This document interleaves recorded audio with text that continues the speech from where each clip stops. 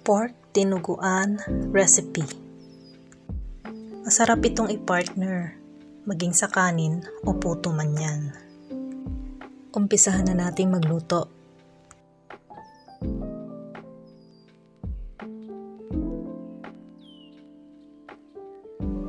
Unahing pakuluan ang karne ng baboy sa kaunting tubig, dahon ng laurel at bawang. Pagkatapos ng 10 minuto, hanguin at sunod na ilagay ang mga taba ng baboy. Pakuluan hanggang matuyo at lumabas ang mantika nito.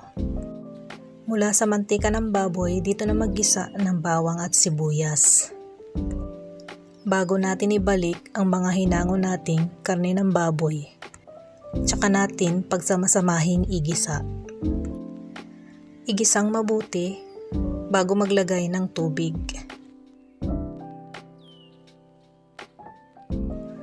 Haluin mabuti bago takpan at pakuluan hanggang lumambot.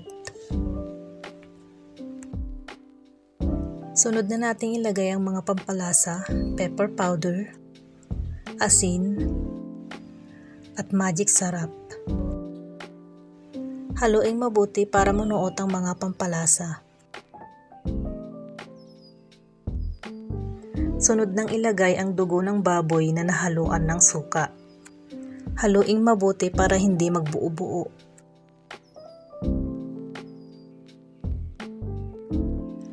Takpan at pakuluan hanggang sa mabawasan ang sabaw. Sunod na ilagay ang sili na green. Takpan at pakuluan ng 1 minuto bago haluin. Hintayin maluto ang sili at pwede nang ihain kasama ng puto o kanin. Kung nagustuhan mo itong recipe, please like, comment, share, and subscribe. Salamat sa panonood. Hanggang sa susunod.